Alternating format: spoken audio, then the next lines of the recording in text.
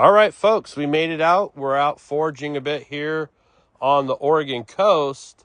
And what we have here is a white russula that has been infected with a parasitic fungus.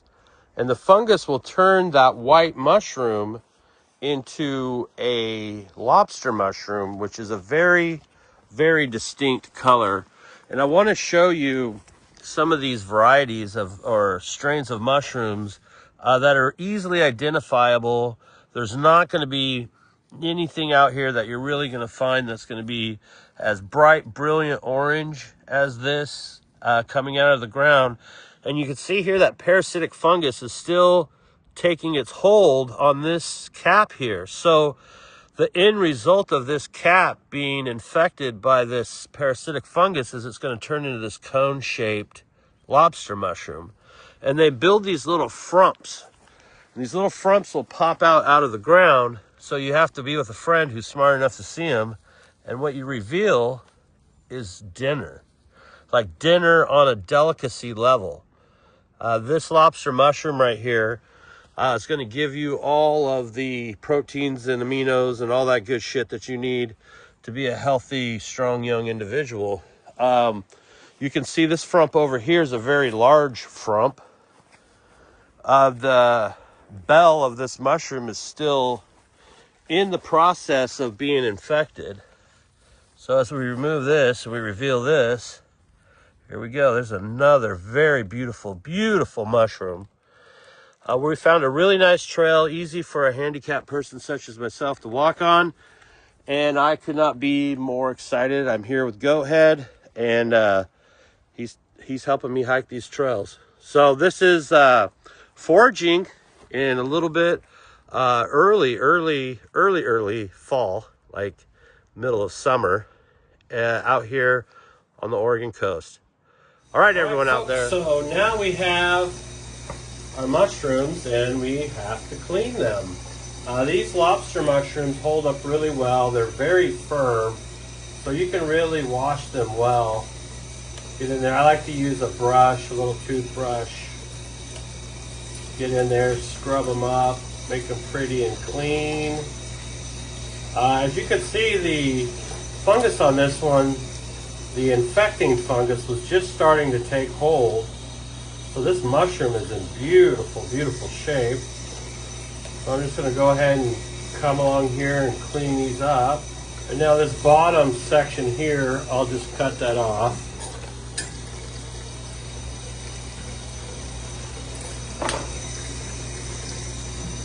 Here's our next little guy. They look great. Clean up pretty easily because they are so firm. Beautiful looking mushrooms though. And one last little guy here. And so we'll go ahead and scrub this guy up, and then we'll prep the rest of our ingredients for our dish so that we're ready to go. And any parts like this that don't really scrub out, you can just cut them off or pull them off. Anytime you see something that's mushy and kind of discolored, you definitely do not want to eat that. You want to make sure it's all fresh and clean and beautiful before you eat it. All right, everyone, we got our mushrooms cleaned up, and then we will go ahead. We've got our mise en place ready to go. Here we have some smoked salmon, lobster mushroom. We've got some julienned sweet peppers, some fresh spring onions from the garden, some garlic. We've got some squash blossoms, a little parm, and our pasta is ready.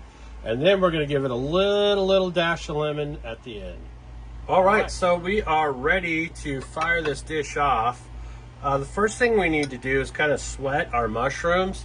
So our grill has no fat, it's dry.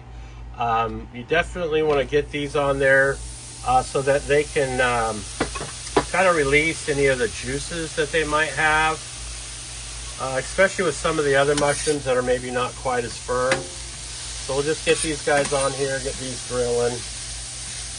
chilling in the grilling. They look beautiful, really nice looking mushrooms. We'll let these sweat a bit, let them get some of their goodness out. I gotta tell you, it was a lot of fun getting out into the, and I was really surprised to see them out in the middle of July. But we had a rain event down there at the beach, and so they kind of popped up, and we were walking right by, and I didn't even see the little shrimps, but GoatHead noticed that there was one out, and then as soon as I seen that one, I seen a few more shrimps there.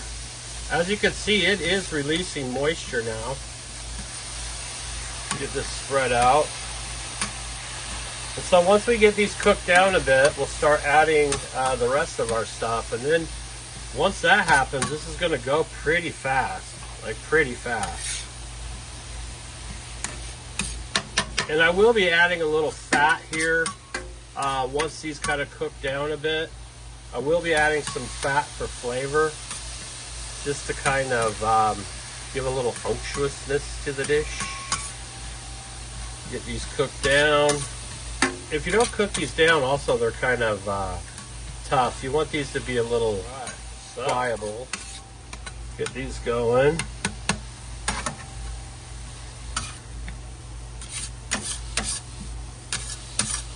As you can see, the griddle is not sticking at all. This griddle is great. I've been seasoning it all the time. Every time I'm not using it, I scrape it down and then I season it and let it sit in the oil, just so that it's all good to go. And now once I've got these kind of pliable, I've sweated out some of their water, spread them out over this hot grill.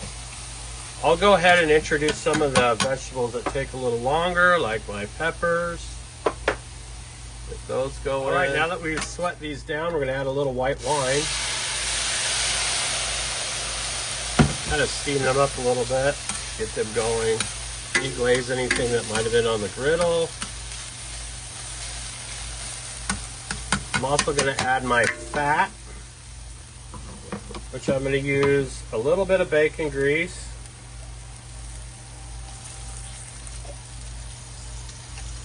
A little bit of butter. And a little bit of garlic oil. It's a garlic infused olive oil. Go in here. Now we can add our garlic.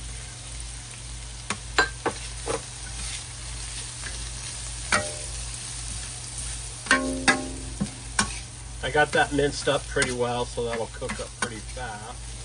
Keep this going like this, and then once we're at this phase, we'll go ahead and get ready to introduce the rest of our ingredients. Cook this garlic up a bit. That wine and these mushrooms and peppers already smell incredible.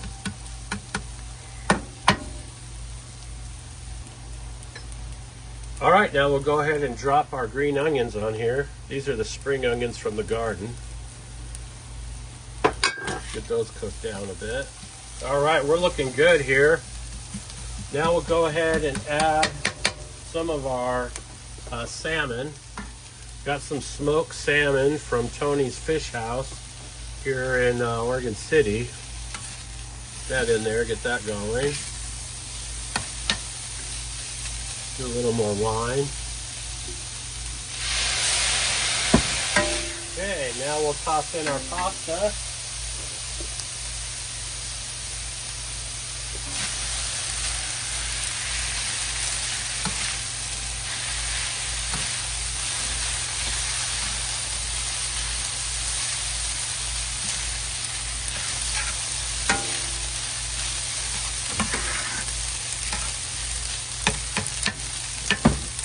Add a little more fat here with our garlic oil. Salt. Black pepper.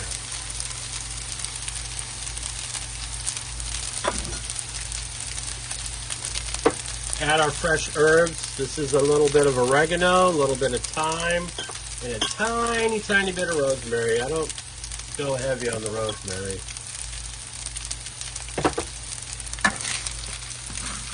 Now we'll hit it with some lemon. This is just our half a lemon here.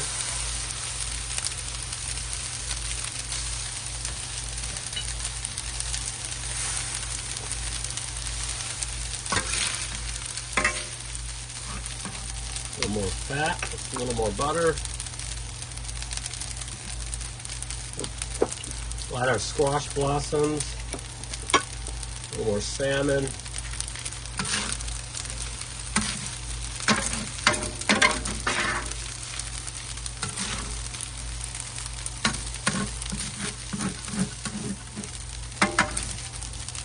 All right, this is looking great. I'm excited. I'm already hungry.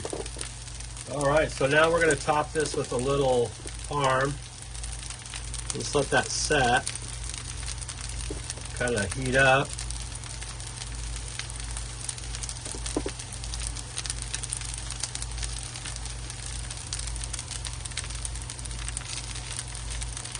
And hit it with just a tiny bit more wine.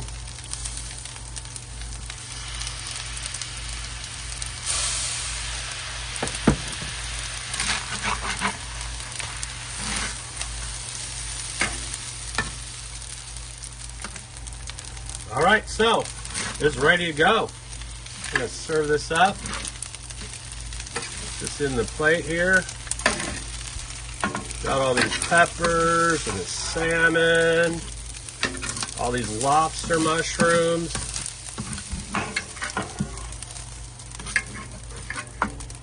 All right, folks, there we go. This is it. This is our beautiful salmon and lobster mushroom linguine. Very, very delicious. I can't wait to get down. All right, folks, this has been a great one.